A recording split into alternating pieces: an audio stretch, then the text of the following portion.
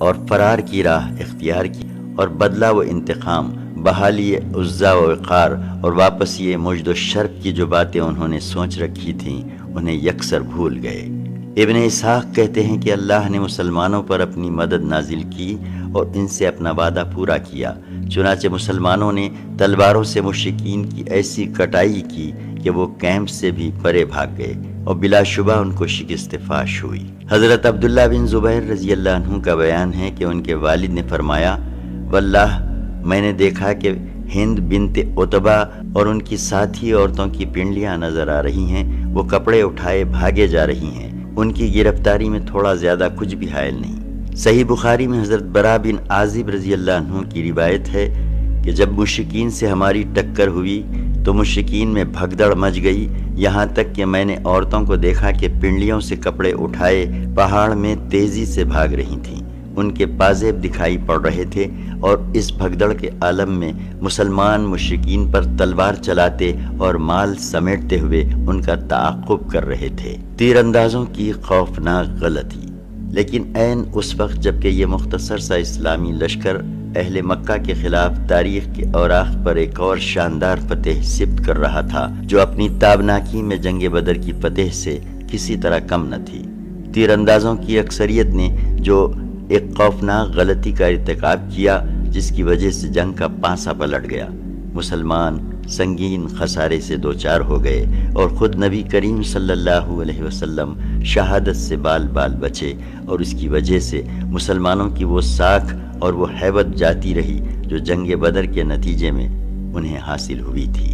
پچھلے صفحات میں گزر چکا ہے کہ رسول اللہ صلی اللہ علیہ وسلم نے تیر اندازی کو فتح و شکست ہر حال میں اپنے پہاڑی مورچے پر ڈٹے رہنے کی کتنی سخت تاکید فرمائی تھی، لیکن ان سارے تاکیدی احکامات کے باوجود جب انہوں نے دیکھا کہ مسلمان دشمن کا مال غنیمت لوٹ رہے ہیں تو ان پر حب دنیا کا کچھ اثر غالب آ گیا، چنانچہ بعض نے بعض سے کہا، غنیمت غنیمت، تمہارے ساتھی جیت گئے، اب کاہے کا انتظار۔ اس آواز کے اٹھتے ہی ان کے کمانڈر حضرت عبداللہ بن جبیر نے انہیں رسول اللہ صلی اللہ علیہ وسلم کے احکامات یاد دلائے اور فرمایا، کیا تم لوگ بھول گئے کہ رسول اللہ صلی اللہ علیہ وسلم نے تمہیں کیا حکم دیا تھا؟ لیکن ان کی غالب اکثریت نے اس یاد دہانی پر کان نہ دھرا اور کہنے لگے، خدا کی قسم ہم بھی لوگوں کے پاس ضرور جائیں گے اور کچھ مال غنیمت ضرور حاصل کریں گے۔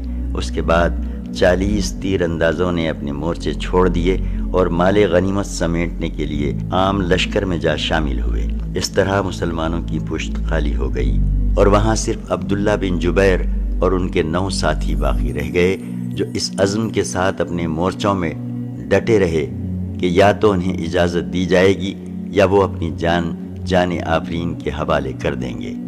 اسلامی لشکر مشرکین کے نرغے میں۔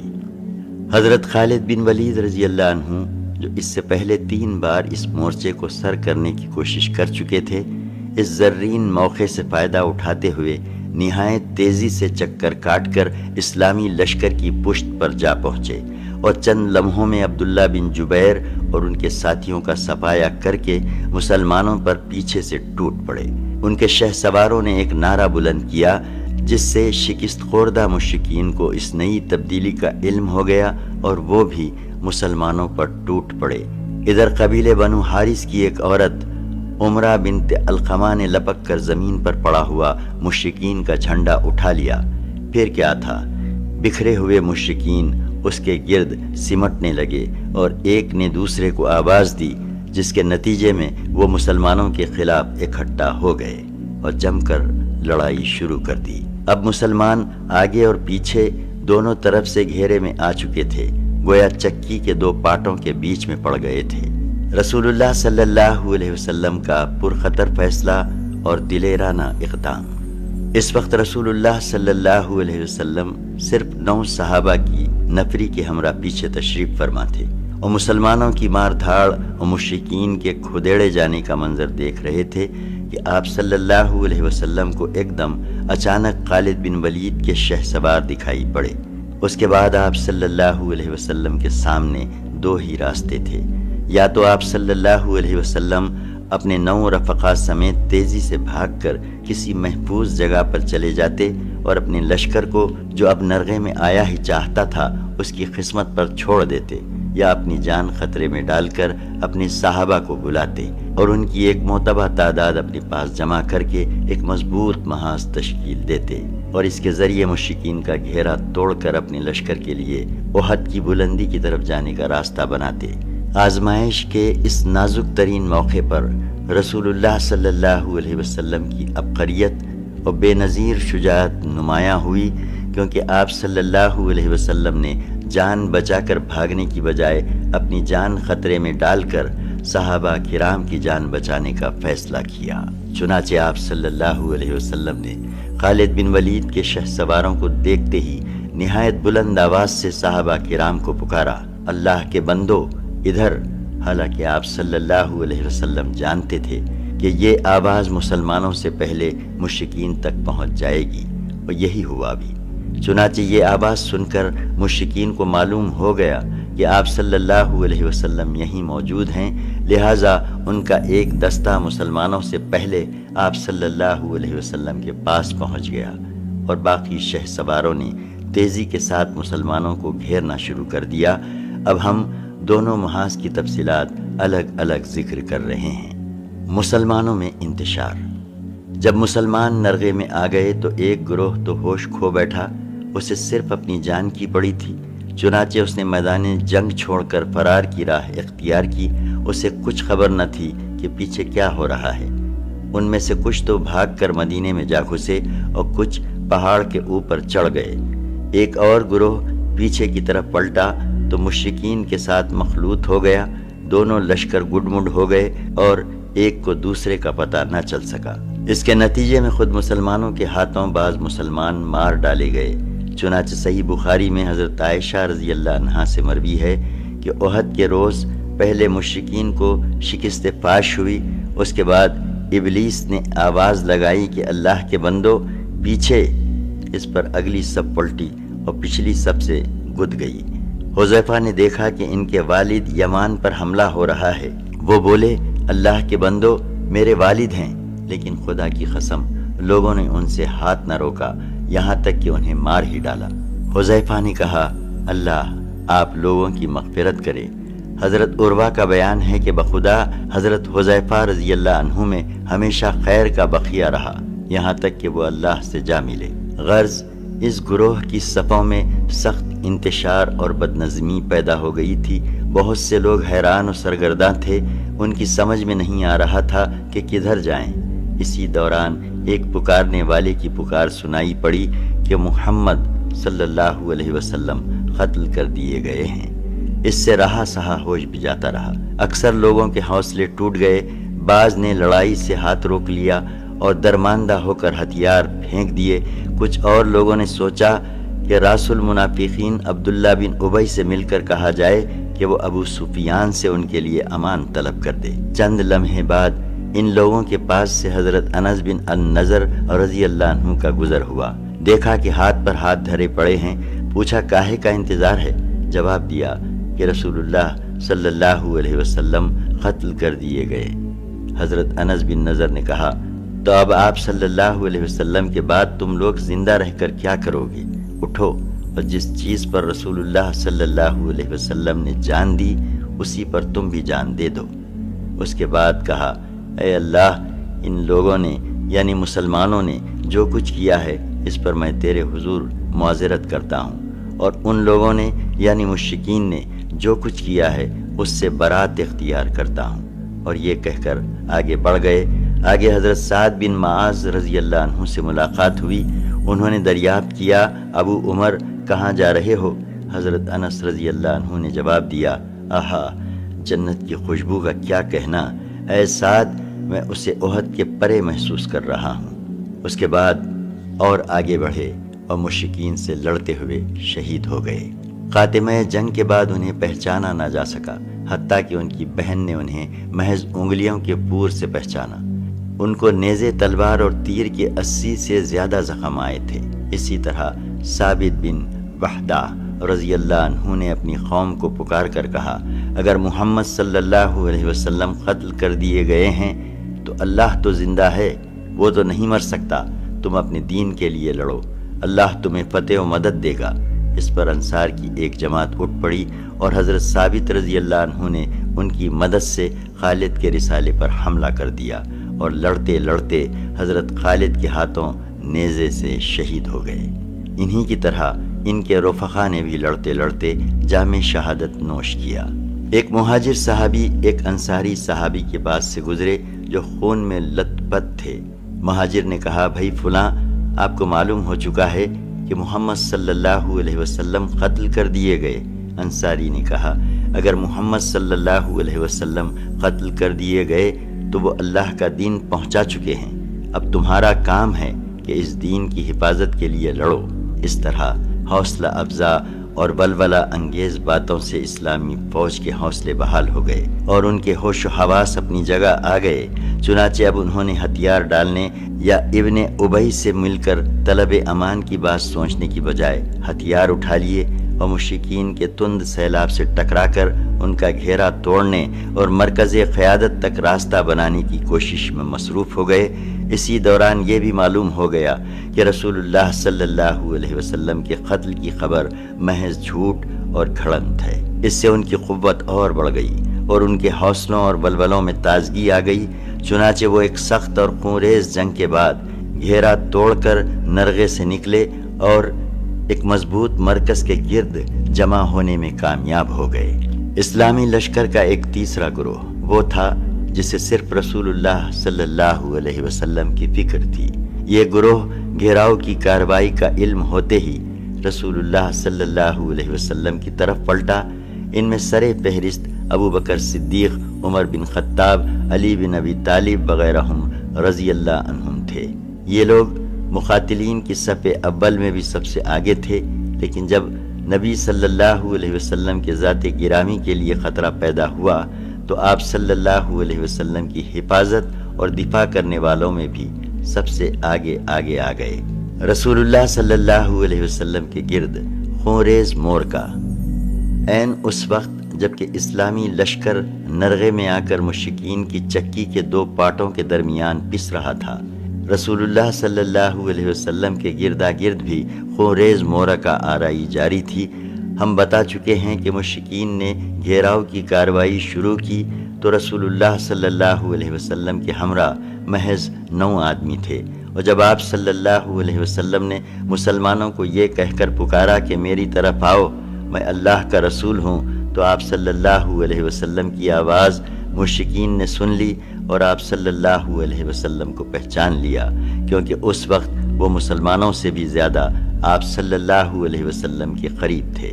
چنانچہ انہوں نے جھپٹ کر آپ صلی اللہ علیہ وسلم پر حملہ کر دیا اور کسی مسلمان کی آمد سے پہلے اپنا پورا بوجھ ڈال دیا۔ اس فوری حملے کے نتیجے میں ان مشرکین اور وہاں پر موجود 9 صحابہ کے درمیان نہایت سخت معرکہ آرائی شروع ہو گئی، جس میں محبت و جاں سپاری اور شجاعت و جانبازی کے بڑے بڑے نادر واقعات پیش آئے۔ صحیح مسلم میں حضرت انس رضی اللہ عنہ سے روایت ہے کہ احد کے روز رسول اللہ صلی اللہ علیہ وسلم 7 انصار اور 2 قریشی صحابہ کے ہمراہ الگ تھلگ رہ گئے تھے۔ جب حملہ آور آپ صلی اللہ علیہ وسلم کے بالکل قریب پہنچ گئے تو آپ صلی اللہ علیہ وسلم نے فرمایا، کون ہے جو انہیں ہم سے دفع کرے اور اس کے لیے جنت ہے، یا یہ فرمایا کہ وہ جنت میں میرا رفیق ہوگا۔ اس کے بعد ایک انصاری صحابی آگے بڑھے اور لڑتے لڑتے شہید ہو گئے۔ اس کے بعد پھر مشرکین آپ صلی اللہ علیہ وسلم کے بالکل قریب آ گئے اور پھر یہی ہوا۔ اس طرح باری باری 7 انصاری صحابی شہید ہو گئے۔ اس پر رسول اللہ صلی اللہ علیہ وسلم نے اپنے باقی ماندہ ساتھیوں یعنی قریشیوں سے فرمایا، ہم نے اپنے ساتھیوں سے انصاف نہیں کیا۔ ان 7 میں سے آخری صحابی حضرت عمارہ بن یزید بن السکن تھے۔ وہ لڑتے رہے یہاں تک کہ زخموں سے چور ہو کر گر پڑے۔ ابن السکن کے گرنے کے بعد رسول اللہ صلی اللہ علیہ وسلم کے ہمراہ صرف 2 قریشی صحابی رہ گئے تھے۔ چنانچہ صحیحین میں ابو عثمان رضی اللہ عنہ کا بیان مروی ہے کہ جن ایام میں آپ صلی اللہ علیہ وسلم نے معرکہ آرائیاں کیں، ان میں سے ایک لڑائی میں آپ صلی اللہ علیہ وسلم کے ساتھ طلحہ بن عبید اللہ اور سعد بن ابی وقاص کے سوا کوئی نہ رہ گیا تھا، اور یہ لمحہ رسول اللہ صلی اللہ علیہ وسلم کی زندگی کے لیے نہایت ہی نازک ترین لمحہ تھا، جبکہ مشرکین کے لیے انتہائی سنہری موقع تھا، اور حقیقت یہ ہے کہ مشرکین نے اس موقع سے فائدہ اٹھانے میں کوئی کوتاہی نہیں کی، اور انہوں نے اپنا تابڑ توڑ حملہ نبی صلی اللہ علیہ وسلم پر مرکوز رکھا اور چاہا کہ آپ صلی اللہ علیہ وسلم کا کام تمام کر دیں۔ اسی حملے میں عتبہ بن ابی وقاص نے آپ صلی اللہ علیہ وسلم کو پتھر مارا، جس سے آپ صلی اللہ علیہ وسلم پہلو کے بل گر گئے۔ آپ صلی اللہ علیہ وسلم کا داہنا نچلا ربائی دانت ٹوٹ گیا، اور آپ صلی اللہ علیہ وسلم کا نچلا ہونٹ زخمی ہو گیا۔ عبداللہ بن شہاب زہری نے آگے بڑھ کر آپ صلی اللہ علیہ وسلم کی پیشانی زخمی کر دی۔ ایک اور اڑیل سوار عبداللہ بن خمسہ نے لپک کر آپ صلی اللہ علیہ وسلم کے کندھے پر ایسی سخت تلوار ماری کہ آپ صلی اللہ علیہ وسلم 1 مہینے سے زیادہ عرصے تک اس کی تکلیف محسوس کرتے رہے۔ البتہ آپ صلی اللہ علیہ وسلم کی دوہری زرہ نہ کٹ سکی۔ اس کے بعد اس نے پہلے ہی کی طرح پھر ایک زوردار تلوار ماری جو آنکھ سے نیچے کی ابری ہوئی ہڈی پر لگی، اور اس کی وجہ سے خود کی 2 کڑیاں چہرے کے اندر دھس گئیں۔ ساتھ ہی اس نے کہا، اسے لے، یہ خمسہ توڑنے والے کا بیٹا ہوں۔ رسول اللہ صلی اللہ علیہ وسلم نے چہرے سے خون پونچھتے ہوئے فرمایا، اللہ تجھے توڑ ڈالے۔ صحیح بخاری میں مروی ہے کہ آپ صلی اللہ علیہ وسلم کا ربائی دانت ٹوٹ گیا اور سر زخمی کر دیا گیا۔ اس وقت آپ صلی اللہ علیہ وسلم اپنے چہرے سے خون پونچھتے جا رہے تھے اور کہتے جا رہے تھے، وہ قوم کیسے کامیاب ہو سکتی ہے جس نے اپنے نبی کے چہرے کو زخمی کر دیا اور اس کا دانت توڑ دیا، حالانکہ وہ انہیں اللہ کی طرف دعوت دے رہا تھا۔ اس پر اللہ عز و جل نے یہ آیت نازل فرمائی، سورہ 3 آیت 28، آپ کو کوئی اختیار نہیں، اللہ چاہے تو انہیں توبہ کی توفیق دے اور چاہے تو عذاب دے کہ وہ ظالم ہیں۔ طبرانی کی روایت ہے کہ آپ صلی اللہ علیہ وسلم نے اس روز فرمایا، اس قوم پر اللہ کا سخت عذاب ہو جس نے اپنے پیغمبر کا چہرہ خون آلود کر دیا۔ پھر تھوڑی دیر رک کر فرمایا، اے اللہ میری قوم کو بخش دے، وہ نہیں جانتی۔ صحیح مسلم کی روایت میں بھی یہی ہے کہ آپ صلی اللہ علیہ وسلم بار بار کہہ رہے تھے، اے پروردگار میری قوم کو بخش دے، وہ نہیں جانتی۔ قاضی ایاز کی شفا میں یہ الفاظ ہیں، اے اللہ میری قوم کو ہدایت دے، وہ نہیں جانتی۔ اس میں شبہ نہیں کہ مشرکین آپ صلی اللہ علیہ وسلم کا کام تمام کر دینا چاہتے تھے، مگر دونوں قریشی صحابہ یعنی حضرت سعد بن ابی وقاص اور طلحہ بن عبید اللہ رضی اللہ عنہما نے نادر الوجود جانبازی اور بے مثال بہادری سے کام لے کر صرف 2 ہوتے ہوئے مشرکین کی کامیابی ناممکن بنا دی۔ یہ دونوں عرب کے ماہر ترین تیر انداز تھے۔ انہوں نے تیر مار مار کر مشرکین کے حملہ آوروں کو رسول اللہ صلی اللہ علیہ وسلم سے پرے رکھا۔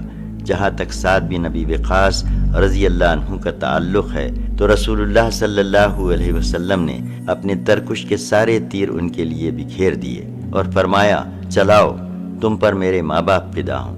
ان کی صلاحیت کا اندازہ اس سے لگایا جا سکتا ہے کہ رسول اللہ صلی اللہ علیہ وسلم نے ان کے سوا کسی اور کے لیے ماں باپ کے فدا ہونے کی بات نہیں کہی۔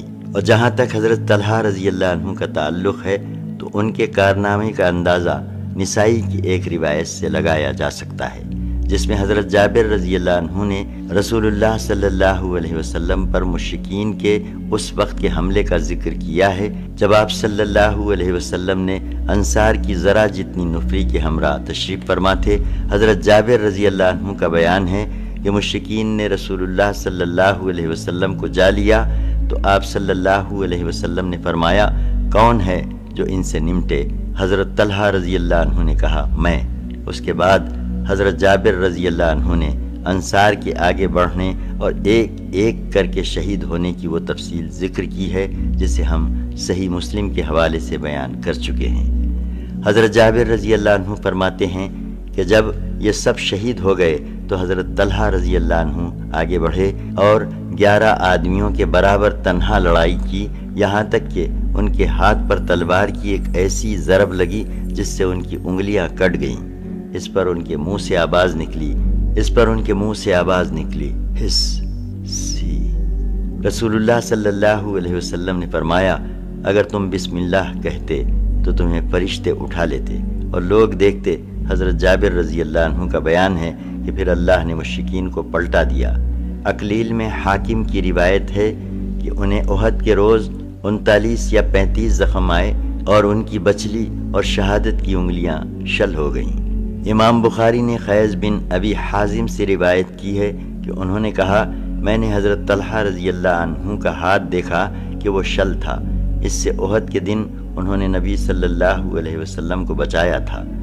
ترمذی کی روایت ہے کہ رسول اللہ صلی اللہ علیہ وسلم نے ان کے بارے میں اس روز فرمایا، جو شخص کسی شہید کو روئے زمین پر چلتا ہوا دیکھنا چاہے وہ طلحہ بن عبید اللہ کو دیکھ لے رضی اللہ عنہ۔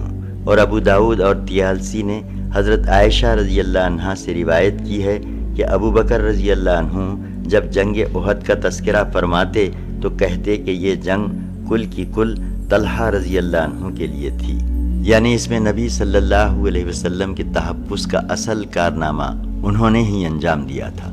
حضرت ابو بکر رضی اللہ عنہ نے ان کے بارے میں یہ بھی کہا، اے طلحہ بن عبید اللہ، تمہارے لیے جنتیں واجب ہو گئیں اور تم نے اپنے یہاں حورین کا ٹھکانہ بنا لیا۔ اسی نازک ترین لمحے اور مشکل ترین وقت میں اللہ نے غیب سے اپنی مدد نازل فرمائی۔ چنانچہ صحیحین میں حضرت سعد رضی اللہ عنہ کا بیان ہے کہ میں نے رسول اللہ صلی اللہ علیہ وسلم کو احد کے روز دیکھا۔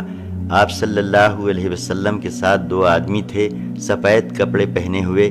یہ دونوں آپ صلی اللہ علیہ وسلم کی طرف سے انتہائی زوردار لڑائی لڑ رہے تھے۔ میں نے اس سے پہلے اور اس کے بعد ان دونوں کو کبھی نہیں دیکھا۔ ایک اور روایت میں ہے یہ دونوں حضرت جبرائیل و حضرت میکائیل تھے۔ رسول اللہ صلی اللہ علیہ وسلم کے پاس صحابہ کے اکٹھا ہونے کی ابتدا۔ یہ سارا حادثہ چند لمحات کے اندر بالکل اچانک اور نہایت تیز رفتاری سے پیش آ گیا، ورنہ نبی صلی اللہ علیہ وسلم کے منتخب صحابہ کرام جو لڑائی کے دوران صف اول میں تھے، جنگ کی صورتحال بدلتے ہی یا نبی صلی اللہ علیہ وسلم کی آواز سنتے ہی آپ صلی اللہ علیہ وسلم کی طرف بے تحاشا دوڑ کر آئے کہ کہیں آپ صلی اللہ علیہ وسلم کو کوئی ناگوار حادثہ پیش نہ آ جائے۔ مگر یہ لوگ پہنچے تو رسول اللہ صلی اللہ علیہ وسلم زخمی ہو چکے تھے، 6 انصاری شہید ہو چکے تھے، 7ویں زخمی ہو کر گر چکے تھے، اور حضرت سعد رضی اللہ عنہ اور حضرت طلحہ رضی اللہ عنہ جان توڑ مدافعت کر رہے تھے۔ ان لوگوں نے پہنچتے ہی اپنے جسموں اور ہتھیاروں سے نبی صلی اللہ علیہ وسلم کے گرد ایک باڑ تیار کر دی اور دشمن کے تابڑ توڑ حملے روکنے میں انتہائی بہادری سے کام لیا۔ لڑائی کے سب سے آپ صلی اللہ علیہ وسلم کے پاس پلٹ کر آنے والے سب سے پہلے صحابی آپ صلی اللہ علیہ وسلم کے یار غار حضرت ابو بکر صدیق رضی اللہ عنہ تھے۔ ابن حبان نے اپنی صحیح میں حضرت عائشہ رضی اللہ عنہا سے روایت کی ہے کہ ابو بکر رضی اللہ عنہ نے فرمایا، احد کے دن سارے لوگ نبی صلی اللہ علیہ وسلم سے پلٹ گئے تھے، یعنی محافظین کے سوا تمام صحابہ کرام آپ کو آپ کی خیامگاہ میں چھوڑ کر لڑائی کے لیے اگلی صفوں میں چلے گئے تھے۔ پھر گھیراؤ کے حادثے کے بعد میں پہلا شخص تھا جو نبی صلی اللہ علیہ وسلم کے پاس پلٹ کر آیا۔ دیکھا تو آپ کے سامنے ایک آدمی تھا جو آپ صلی اللہ علیہ وسلم کی طرف سے لڑ رہا تھا اور آپ صلی اللہ علیہ وسلم کو بچا رہا تھا۔ میں نے جی میں کہا، تم طلحہ ہو، تم پر میرے ماں باپ فدا ہوں، تم طلحہ ہو، تم پر میرے ماں باپ فدا ہوں۔ اتنے میں ابو عبیدہ بن جراح میرے پاس آ گئے۔ وہ اس طرح دوڑ رہے تھے گویا چڑیا اڑ رہی ہے، یہاں تک کہ مجھ سے آ ملے۔ اب ہم دونوں نبی صلی اللہ علیہ وسلم کی طرف دوڑے، دیکھا تو آپ کے آگے طلحہ بچھے پڑے ہیں۔ آپ صلی اللہ علیہ وسلم نے فرمایا، اپنے بھائی کو سنبھالو، اس نے جنت واجب کر لی۔ حضرت ابو بکر رضی اللہ عنہ کا بیان ہے کہ ہم پہنچے تو نبی صلی اللہ علیہ وسلم کا چہرہ مبارک زخمی ہو چکا تھا اور خود کی 2 کڑیاں آنکھ کے نیچے رخسار میں دھنس چکی تھیں۔ میں نے انہیں نکالنا چاہا تو ابو عبیدہ نے کہا، خدا کا واسطہ دیتا ہوں، مجھے نکالنے دیجیے۔ اس کے بعد انہوں نے منہ سے ایک کڑی پکڑی اور آہستہ آہستہ نکالنی شروع کی تاکہ رسول اللہ صلی اللہ علیہ وسلم کو اذیت نہ پہنچے، اور بالآخر ایک کڑی اپنے منہ سے کھینچ کر نکال دی، لیکن اس کوشش میں ان کا ایک نچلا دانت گر گیا۔ اب دوسری میں نے کھینچنی چاہی تو ابو عبیدہ نے پھر کہا، ابو بکر خدا کا واسطہ دیتا ہوں مجھے کھینچنے دیجیے۔ اس کے بعد دوسری بھی آہستہ آہستہ کھینچی، لیکن ان کا دوسرا نچلا دانت بھی گر گیا۔ پھر رسول اللہ صلی اللہ علیہ وسلم نے فرمایا، اپنے بھائی طلحہ کو سنبھالو، اس نے جنت واجب کر لی۔ حضرت ابو بکر صدیق رضی اللہ عنہ کہتے ہیں کہ اب ہم طلحہ رضی اللہ عنہ کی طرف متوجہ ہوئے اور انہیں سنبھالا۔ ان کو 10 سے زیادہ زخم آ چکے تھے۔ اس سے بھی اندازہ ہوتا ہے کہ حضرت طلحہ رضی اللہ عنہ نے اس دن دفاع و قتال میں کیسی جانبازی اور بے جگری سے کام لیا تھا۔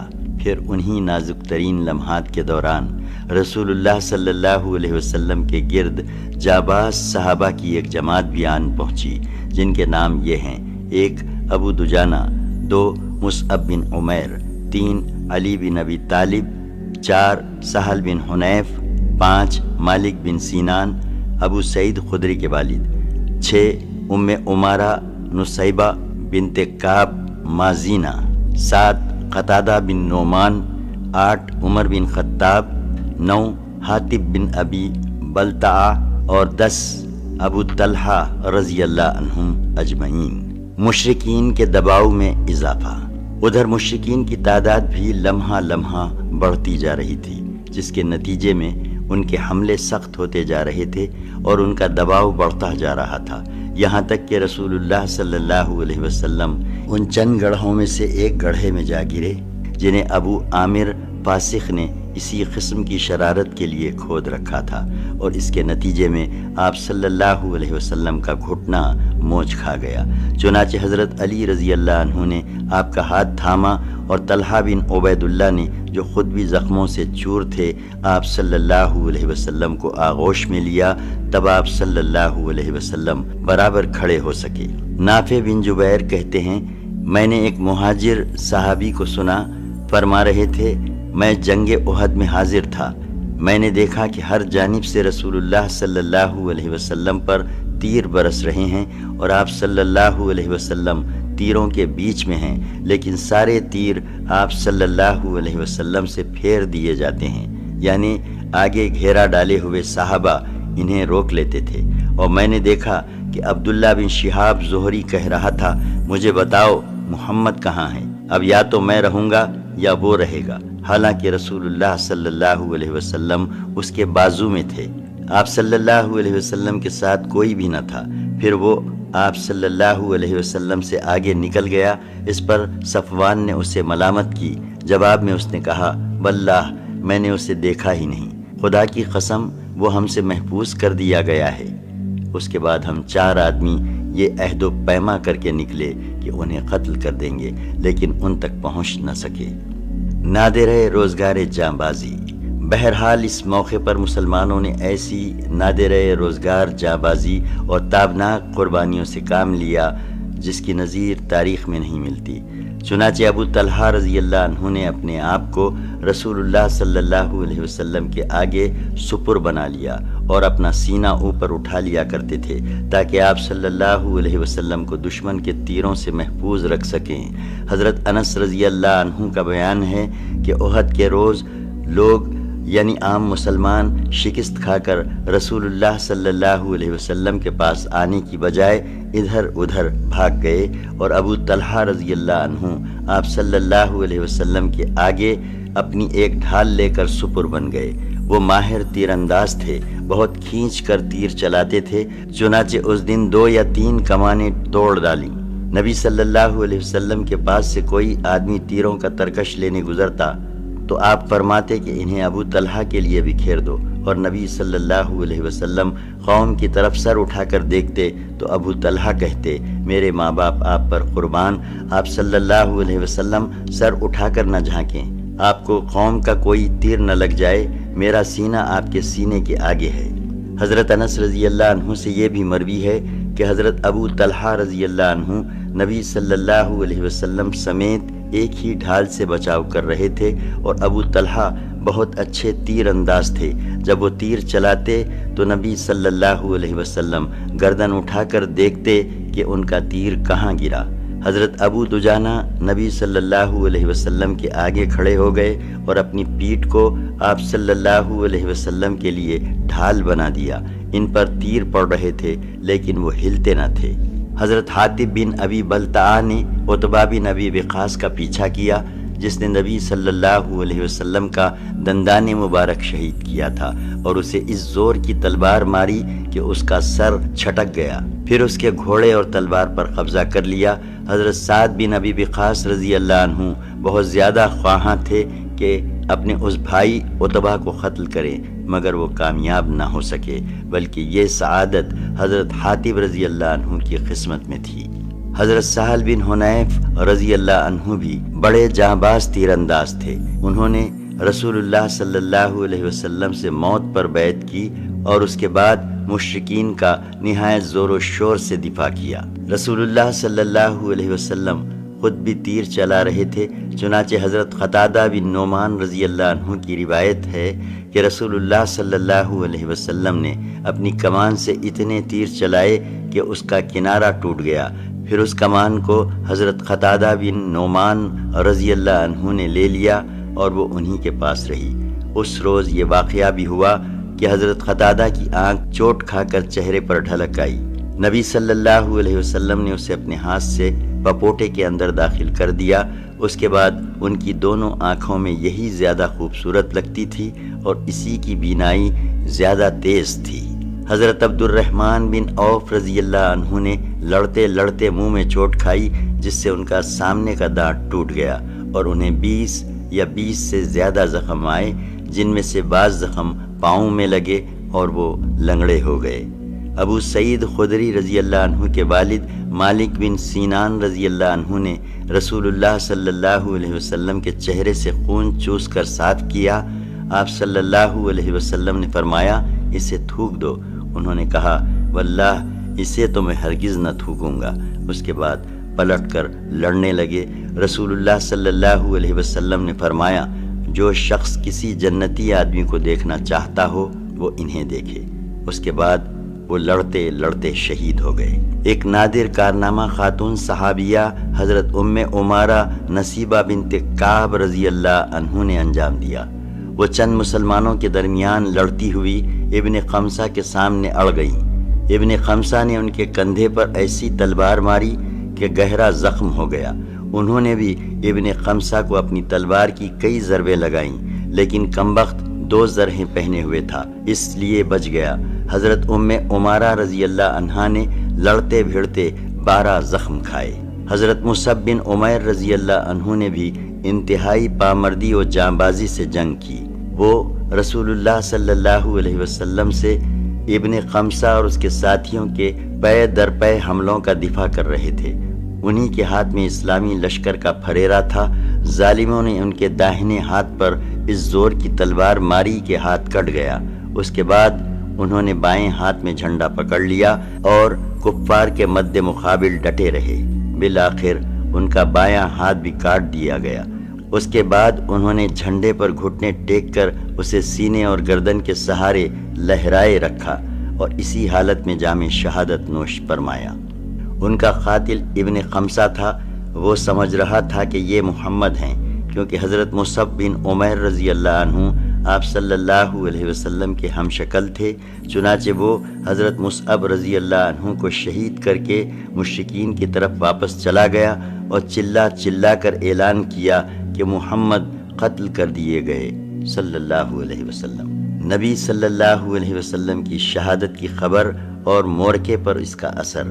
اس کے اس اعلان سے نبی صلی اللہ علیہ وسلم کی شہادت کی خبر مسلمانوں اور مشرکین دونوں میں پھیل گئی، اور یہی وہ نازک ترین لمحہ تھا جس میں رسول اللہ صلی اللہ علیہ وسلم سے الگ تھلگ نرغے کے اندر آئے ہوئے بہت سے صحابہ کرام کے حوصلے ٹوٹ گئے، ان کے عزائم سرد پڑ گئے، ان کی صفیں اتھل پتھل اور بدنظمی و انتشار کا شکار ہو گئیں، مگر آپ صلی اللہ علیہ وسلم کی شہادت کی یہی خبر اس حیثیت سے مفید ثابت ہوئی کہ اس کے بعد مشرکین کے پرجوش حملوں میں کسی قدر کمی آ گئی، کیونکہ وہ محسوس کر رہے تھے کہ ان کا آخری مقصد پورا ہو چکا ہے۔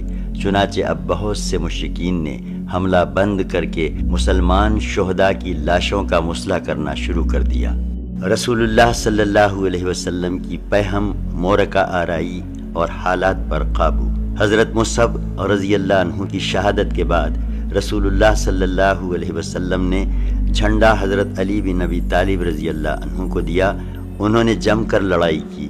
وہاں پر موجود باقی صحابہ کرام نے بھی بے مثال جانبازی و سرفروشی کے ساتھ دفاع اور حملہ کیا، جس سے بالآخر اس بات کا امکان پیدا ہو گیا کہ رسول اللہ صلی اللہ علیہ وسلم مشرکین کی صفیں چیر کر نرغے میں آئے ہوئے صحابہ کرام کی جانب راستہ بنائیں۔ چنانچہ آپ صلی اللہ علیہ وسلم نے قدم آگے بڑھایا اور صحابہ کرام کی جانب تشریف لائے۔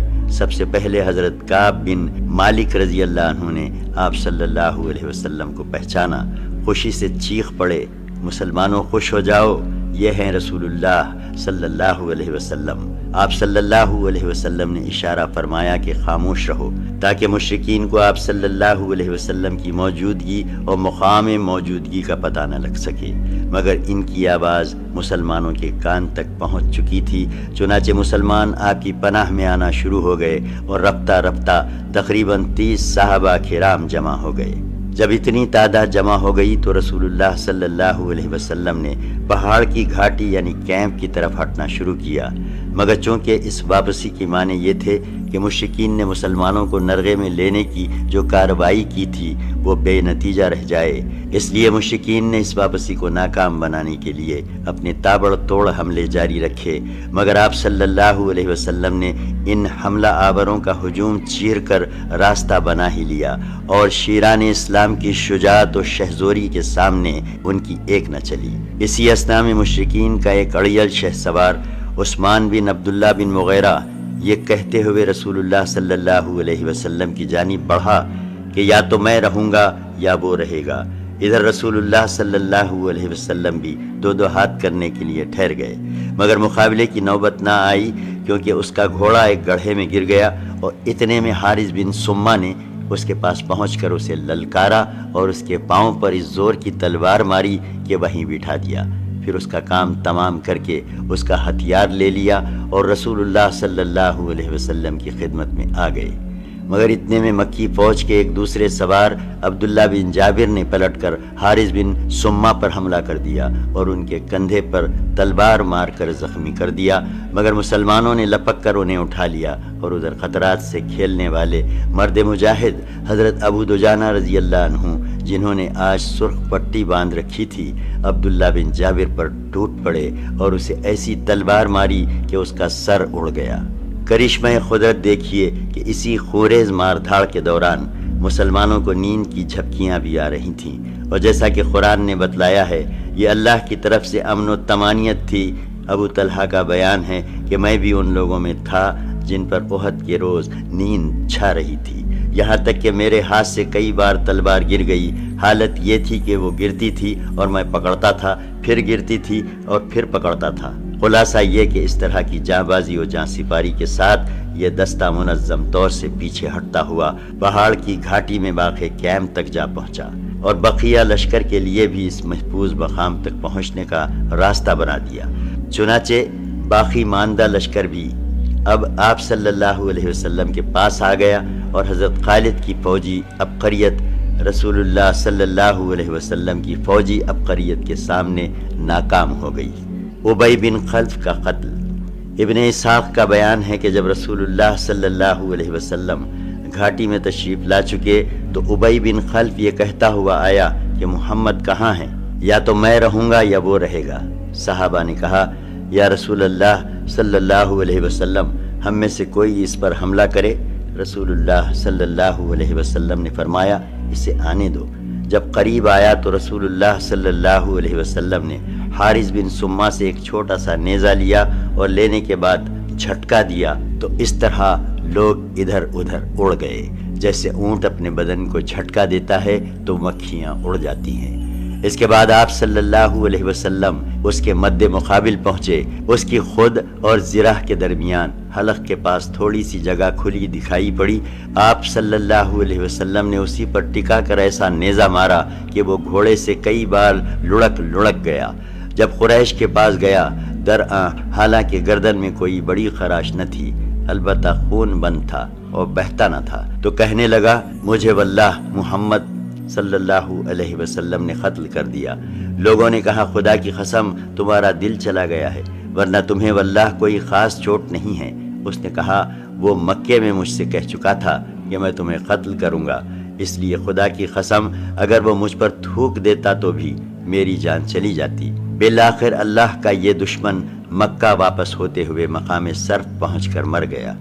ابو الاسود نے حضرت عروہ سے روایت کی ہے کہ یہ بیل کی طرح آواز نکالتا تھا اور کہتا تھا کہ اس ذات کی قسم جس کے ہاتھ میں میری جان ہے، جو تکلیف مجھے ہے اگر وہ ذی المجاز کے سارے باشندوں کو ہوتی تو وہ سب کے سب مر جاتے۔ حضرت طلحہ رضی اللہ عنہ نبی صلی اللہ علیہ وسلم کو اٹھاتے ہیں۔ پہاڑ کی طرف نبی صلی اللہ علیہ وسلم کی واپسی کے دوران ایک چٹان پڑ گئی۔ آپ صلی اللہ علیہ وسلم نے اس پر چڑھنے کی کوشش کی مگر چڑھ نہ سکے، کیونکہ ایک تو آپ صلی اللہ علیہ وسلم کا بدن بھاری ہو چکا تھا، دوسرے آپ صلی اللہ علیہ وسلم نے دوہری زرہ پہن رکھی تھی، پھر آپ صلی اللہ علیہ وسلم کو سخت چوٹیں بھی آئی تھیں، لہٰذا حضرت طلحہ بن عبید اللہ رضی اللہ عنہ نیچے بیٹھ گئے اور آپ صلی اللہ علیہ وسلم کو سوار کر کے کھڑے ہو گئے۔ اس طرح آپ صلی اللہ علیہ وسلم چٹان پر پہنچ گئے۔ آپ صلی اللہ علیہ وسلم نے فرمایا طلحہ نے جنت واجب کر لی۔ مشرکین کا آخری حملہ۔ جب رسول اللہ صلی اللہ علیہ وسلم گھاٹی کے اندر اپنی قیادت گاہ میں پہنچ گئے تو مشرکین نے مسلمانوں کو زخم پہنچانے کی آخری کوشش کی۔ ابن اسحاق کا بیان ہے کہ اس اثنا میں کہ رسول اللہ صلی اللہ علیہ وسلم گھاٹی کے اندر تشریف فرما تھے، ابو سفیان اور خالد بن ولید کی قیادت میں مشرکین کا ایک دستہ چڑھ آیا۔ رسول اللہ صلی اللہ علیہ وسلم نے دعا فرمائی کہ اے اللہ یہ ہم سے اوپر نہ جانے پائیں۔ پھر حضرت عمر رضی اللہ عنہ اور مہاجرین کی ایک جماعت نے لڑ کر انہیں پہاڑ سے نیچے اتار دیا۔ مغازی اموی کا بیان ہے کہ مشرکین پہاڑ پر چڑھ آئے تو رسول اللہ صلی اللہ علیہ وسلم نے حضرت سعد رضی اللہ عنہ سے فرمایا ان کے حوصلے پست کرو، یعنی انہیں پیچھے ڈھکیل دو۔ انہوں نے کہا میں تنہا ان کے حوصلے کیسے پست کروں؟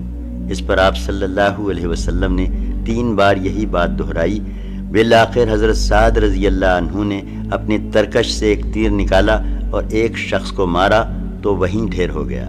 حضرت سعد رضی اللہ عنہ کہتے ہیں کہ میں نے پھر اپنا تیر لیا، اسے پہچانتا تھا اور اس سے دوسرے کو مارا تو اس کا بھی کام تمام ہو گیا۔ اس کے بعد پھر تیر لیا، اسے پہچانتا تھا اور اس سے ایک تیسرے کو مارا تو اس کی جان بھی جاتی رہی۔ اس کے بعد مشرکین نیچے اتر گئے۔ میں نے کہا یہ مبارک تیر ہے، پھر میں نے اسے اپنی ترکش میں رکھ لیا۔ یہ تیر زندگی بھر حضرت سعد رضی اللہ عنہ کے پاس رہا اور ان کے بعد ان کی اولاد کے پاس رہا۔ شہداء کا مسئلہ۔ یہ آخری حملہ تھا جو مشرکین نے نبی صلی اللہ علیہ وسلم کے خلاف کیا تھا، چونکہ انہیں آپ صلی اللہ علیہ وسلم کے انجام کا صحیح علم نہ تھا، بلکہ آپ صلی اللہ علیہ وسلم کی شہادت کا تقریباً یقین تھا۔ اس لیے انہوں نے اپنے کیمپ کی طرف پلٹ کر مکہ واپسی کی تیاری شروع کر دی۔ کچھ مشرکین مرد اور عورتیں مسلمان شہداء کے مصلح میں مشغول ہو گئے، یعنی شہیدوں کی شرمگاہیں اور کان ناک وغیرہ کاٹ لیے، پیٹ چیر دیے۔ ہند بن عتبہ نے حضرت حمزہ رضی اللہ عنہ کا کلیجہ چاک کر دیا اور منہ میں ڈال کر چبایا اور نگلنا چاہا لیکن نگل نہ سکی تو تھوک دیا اور کٹے ہوئے کانوں اور ناکوں کو پازیب اور ہار بنا دیا۔ آخر تک جنگ لڑنے کے لیے مسلمانوں کی مستعدی۔ پھر اس آخری وقت میں وہ ایسے واقعات پیش آئے جن سے یہ اندازہ لگانا مشکل نہیں کہ جانباز و سرفروش مسلمان آخر تک جنگ لڑنے کے لیے کس قدر مستعد تھے اور اللہ کی راہ میں جان دینے کا کیسا ولولہ خیز جذبہ رکھتے تھے۔ ایک حضرت کعب رضی اللہ عنہ بن مالک کا بیان ہے کہ میں ان مسلمانوں میں تھا جو گھاٹی سے باہر آئے تھے۔ میں نے دیکھا کہ مشرکین کے ہاتھوں مسلمان شہداء کا مصلح کیا جا رہا ہے تو رک گیا، پھر آگے بڑھا۔ کیا دیکھتا ہوں کہ ایک مشرک جو بھاری بھر کم زرہ میں ملبوس تھا، شہیدوں کے درمیان سے گزر رہا ہے اور کہتا جا رہا ہے کہ کٹی ہوئی بکریوں کی طرح ڈھیر ہو گئے، اور ایک مسلمان اس کی راہ تک رہا ہے، وہ بھی زرہ پہنے ہوئے ہے۔ میں چند قدم اور بڑھ کر اس کے پیچھے ہو لیا، پھر کھڑے ہو کر آنکھوں ہی آنکھوں میں مسلم اور کافر کو تولنے لگا۔ محسوس ہوا کہ کافر اپنے ڈیل ڈول اور ساز و سامان دونوں لحاظ سے بہتر ہے۔ اب میں دونوں کا انتظار کرنے لگا۔ بالآخر دونوں میں ٹکر ہو گئی اور مسلمان نے کافر کو ایسی تلوار ماری کہ وہ پاؤں تک کاٹتی چلی گئی۔ مشرک دو ٹکڑے ہو کر گرا۔ پھر مسلمان نے اپنا چہرہ کھولا اور کہا، او کعب، کیسی رہی؟ میں ابو دجانہ ہوں۔ خاتمہ جنگ پر کچھ مومن عورتیں میدان جہاد بھی پہنچیں۔ چنانچہ حضرت انس رضی اللہ عنہ کا بیان ہے کہ میں نے حضرت عائشہ بنت ابی بکر رضی اللہ عنہا اور ام سلیم کو دیکھا کہ پنڈلی کی پازیب تک کپڑے چڑھائے پیٹھ پر مشک لاد لاد لا رہی تھیں اور قوم کے منہ میں اونڈیل رہی تھیں۔ حضرت عمر رضی اللہ عنہ کا بیان ہے کہ احد کے روز حضرت ام سلیت رضی اللہ عنہا ہمارے لیے مشک بھر بھر کر لا رہی تھیں۔ انہی عورتوں میں حضرت ام ایمن بھی تھیں۔ انہوں نے جب شکست خوردہ مسلمانوں کو دیکھا کہ مدینے میں گھسنا چاہتے ہیں تو ان کے چہروں پر مٹی پھینکنے لگیں اور کہنے لگیں، یہ سوت کاٹنے کا تکلا لو اور ہمیں تلوار دو۔ اس کے بعد تیزی سے میدان جنگ پہنچیں اور زخمیوں کو پانی پلانے لگیں۔ ان پر حبان بن ارقا نے تیر چلایا، وہ گر پڑیں اور پردہ کھل گیا۔ اس پر اللہ کے اس دشمن نے بھرپور قہقہا لگایا۔ رسول اللہ صلی اللہ علیہ وسلم پر یہ بات گراں گزری اور آپ صلی اللہ علیہ وسلم نے حضرت سعد بن ابی وقاص کو ایک بے ریش تیر دے کر فرمایا، اسے چلاؤ۔ حضرت سعد رضی اللہ عنہ نے چلایا تو وہ تیر حبان کے حلق پر لگا اور وہ چت گرا اور اس کا پردہ کھل گیا۔ اس پر رسول اللہ صلی اللہ علیہ وسلم اس طرح ہنسے کہ جڑ کے دانت دکھائی دینے لگے اور فرمایا، سعد نے ام ایمن کا بدلہ چکا لیا، اللہ ان کی دعا قبول کرے۔ گھاٹی میں قراریابی کے بعد جب رسول اللہ صلی اللہ علیہ وسلم نے گھاٹی کے اندر اپنی قیام گاہ میں ذرا قرار پا لیا تو حضرت علی بن ابی طالب رضی اللہ عنہ مہراز سے اپنی ڈھال میں پانی بھر لائے۔ کہا جاتا ہے کہ مہراز پتھر میں بنا ہوا وہ گڑھا ہوتا ہے جس میں زیادہ سا پانی آ سکتا ہو، اور کہا جاتا ہے کہ یہ احد میں ایک چشمے کا نام تھا۔ بہرحال حضرت علی رضی اللہ عنہ نے وہ پانی نبی صلی اللہ علیہ وسلم کی خدمت میں پینے کے لیے پیش کیا۔ آپ صلی اللہ علیہ وسلم نے قدرے ناگوار بو محسوس کی، اس لیے اسے پیا تو نہیں، البتہ اس سے چہرے کا خون دھو لیا اور سر پر بھی ڈال لیا۔ اس حالت میں آپ صلی اللہ علیہ وسلم فرما رہے تھے، اس شخص پر اللہ کا سخت غضب ہو جس نے اس کے نبی صلی اللہ علیہ وسلم کے چہرے کو خون آلود کیا۔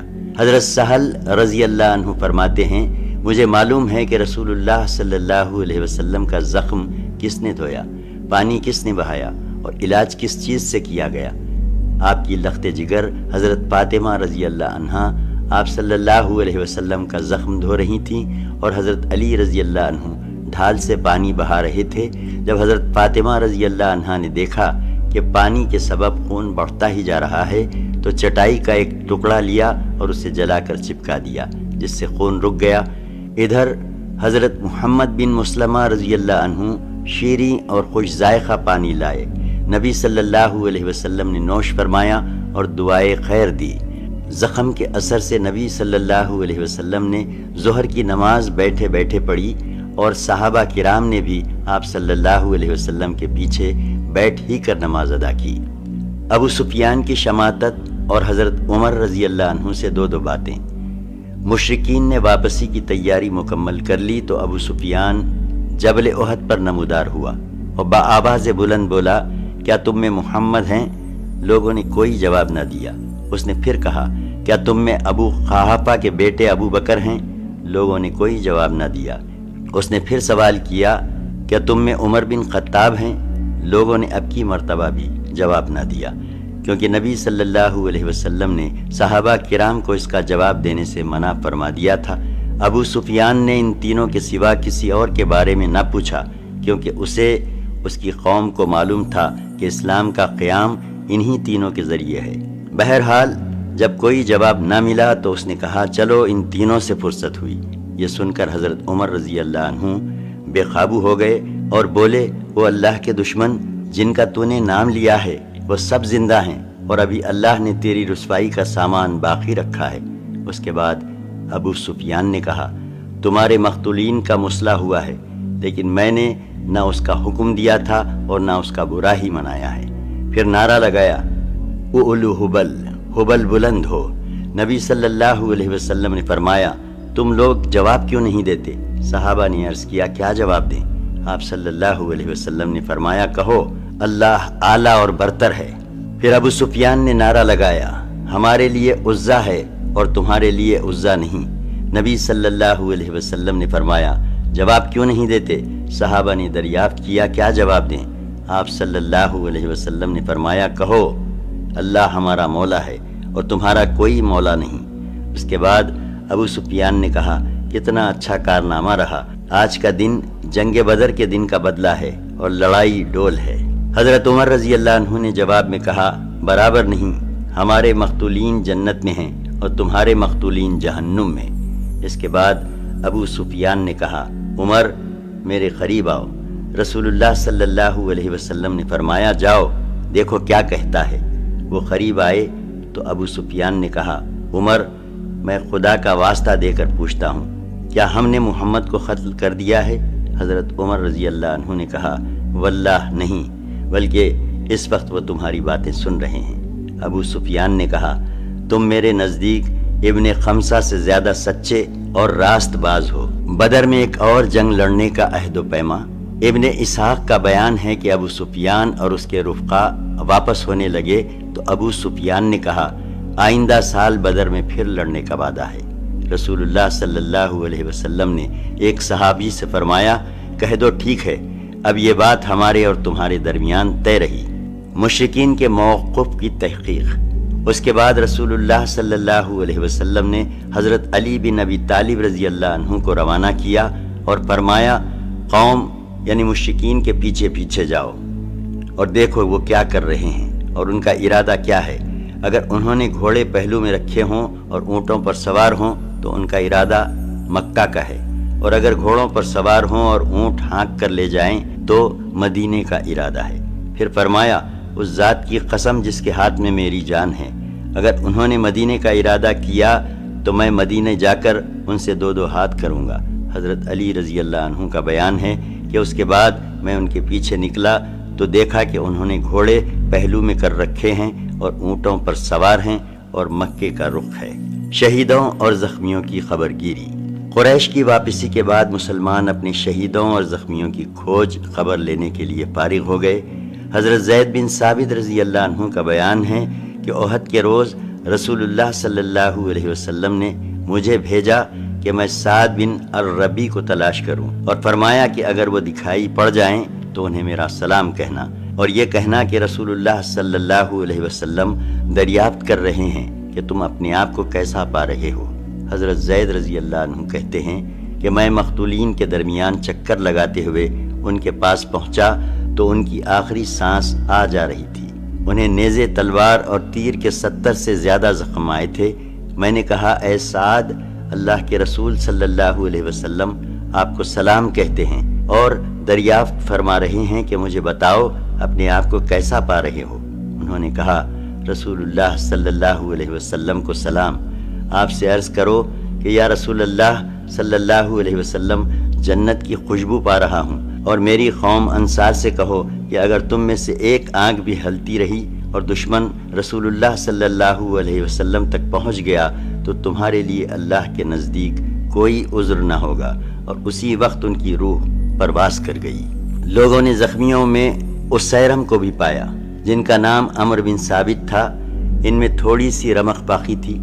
اس سے قبل انہیں اسلام کی دعوت دی جاتی تھی مگر وہ قبول نہیں کرتے تھے، اس لیے لوگوں نے حیرت سے کہا کہ یہ اسیرم کیسے آیا ہے؟ اسے تو ہم نے اس حالت میں چھوڑا تھا کہ وہ اس دین کا انکاری تھا۔ چنانچہ ان سے پوچھا گیا کہ تمہیں یہاں کیا چیز لے آئی، قوم کی حمایت کا جوش یا اسلام کی رغبت؟ انہوں نے کہا، اسلام کی رغبت۔ در حقیقت میں اللہ اور اس کے رسول صلی اللہ علیہ وسلم پر ایمان لے آیا اور اس کے بعد رسول اللہ صلی اللہ علیہ وسلم کی حمایت میں شریک جنگ ہوا، یہاں تک کہ اب میں اس حالت سے دوچار ہوں جو آپ لوگوں کی آنکھوں کے سامنے ہے۔ اور اسی وقت ان کا انتقال ہو گیا۔ لوگوں نے رسول اللہ صلی اللہ علیہ وسلم سے اس کا ذکر کیا تو آپ صلی اللہ علیہ وسلم نے فرمایا وہ جنتیوں میں سے ہے۔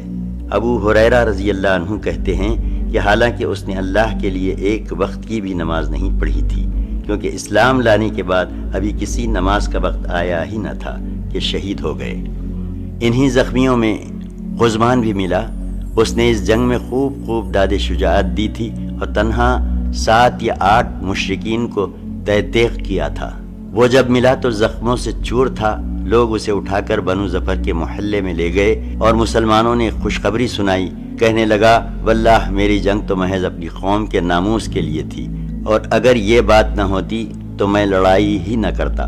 اس کے بعد جب اس کے زخموں نے شدت اختیار کی تو اس نے اپنے آپ کو ذبح کر کے خودکشی کر لی۔ ادھر رسول اللہ صلی اللہ علیہ وسلم سے اس کا جب ذکر کیا جاتا تھا تو فرماتے تھے کہ وہ جہنمی ہے، اور اس واقعے نے آپ صلی اللہ علیہ وسلم کی پیشن گوئی پر مہر تصدیق ثبت کر دی۔ حقیقت یہ ہے کہ اعلاء کلمت اللہ کے بجائے وطنیت یا کسی بھی دوسری راہ میں لڑنے والوں کا انجام یہی ہے، چاہے وہ اسلام کے جھنڈے تلے بلکہ رسول اللہ صلی اللہ علیہ وسلم اور صحابہ کرام کے لشکر ہی میں شریک ہو کر کیوں نہ لڑ رہے ہوں۔ اس کے بالکل برعکس مقتولین میں بنو ثعلبہ کا ایک یہودی تھا۔ اس نے اس وقت جبکہ جنگ کے بادل منڈلا رہے تھے اپنی قوم سے کہا اے جماعت یہود، خدا کی قسم تم جانتے ہو کہ محمد کی مدد تم پر فرض ہے۔ یہود نے کہا مگر آج سبت یعنی سنیچر کا دن ہے۔ اس نے کہا تمہارے لیے کوئی سبت نہیں۔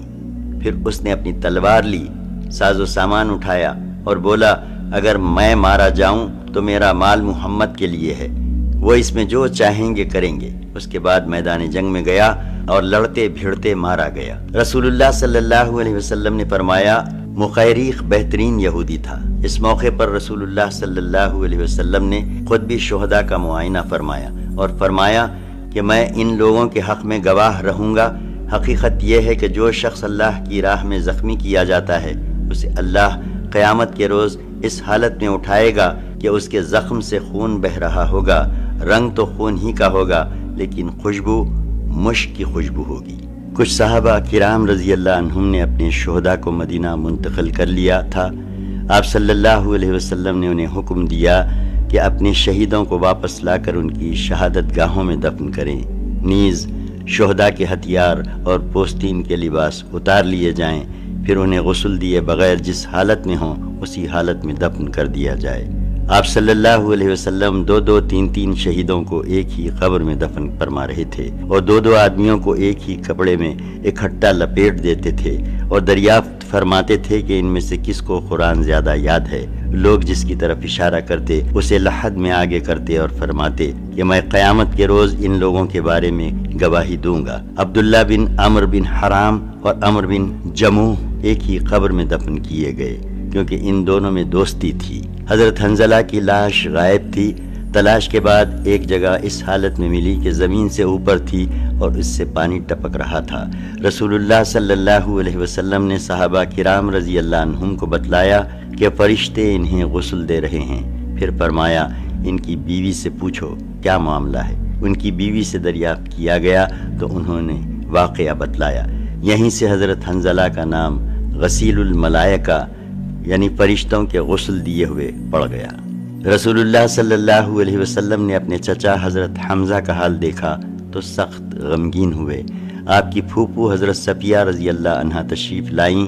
وہ بھی اپنے بھائی حضرت حمزہ کو دیکھنا چاہتی تھیں، لیکن رسول اللہ صلی اللہ علیہ وسلم نے ان کے صاحبزادے حضرت زبیر رضی اللہ عنہ سے کہا کہ انہیں واپس لے جائیں، وہ اپنے بھائی کا حال دیکھ نہ لیں۔ مگر حضرت صفیہ رضی اللہ عنہا نے کہا آخر ایسا کیوں؟ مجھے معلوم ہو چکا ہے کہ میرے بھائی کا مصلح کیا گیا ہے، لیکن یہ اللہ کی راہ میں ہے، اس لیے جو کچھ ہوا ہم اس سے پوری طرح راضی ہیں۔ میں ثواب سمجھتے ہوئے انشاءاللہ ضرور صبر کروں گی۔ اس کے بعد وہ حضرت حمزہ کے پاس آئیں، انہیں دیکھا، ان کے لیے دعا کی، انا للہ پڑھی اور اللہ سے مغفرت مانگی۔ پھر رسول اللہ صلی اللہ علیہ وسلم نے حکم دیا کہ انہیں حضرت عبداللہ بن جہش کے ساتھ دفن کر دیا جائے۔ وہ حضرت حمزہ کے بھانجے بھی تھے اور رضائی بھائی بھی۔ حضرت ابن مسعود رضی اللہ عنہ کا بیان ہے کہ رسول اللہ صلی اللہ علیہ وسلم حضرت حمزہ بن عبد المطلب رضی اللہ عنہ پر جس طرح روئے اس سے بڑھ کر روتے ہوئے ہم نے آپ صلی اللہ علیہ وسلم کو کبھی نہیں دیکھا۔ آپ صلی اللہ علیہ وسلم نے انہیں قبلے کی طرف رکھا، پھر ان کے جنازے پر کھڑے ہوئے اور اس طرح روئے کہ آواز بلند ہو گئی۔ در حقیقت شہداء کا منظر تھا ہی بڑا دلدوز اور زہرہ گداز۔ چنانچہ حضرت خباب بن ارت کا بیان ہے کہ حضرت حمزہ کے لیے ایک سادہ دھاریوں والی چادر کے سوا کوئی کفن نہ مل سکا۔ یہ چادر سر پر ڈالی جاتی تو پاؤں کھل جاتے اور پاؤں پر ڈالی جاتی تو سر کھل جاتا۔ بالآخر چادر سے سر ڈھک دیا گیا اور پاؤں پر اسقر یعنی گھاس ڈال دی گئی۔ حضرت عبد الرحمن بن عوف کا بیان ہے کہ مصعب بن عمیر کی شہادت واقع ہوئی اور وہ مجھ سے بہتر تھے، تو انہیں ایک چادر کے اندر کفنایا گیا۔ حالت یہ تھی کہ اگر ان کا سر ڈھانکا جاتا تو پاؤں کھل جاتے اور پاؤں ڈھانکے جاتے تو سر کھل جاتا تھا۔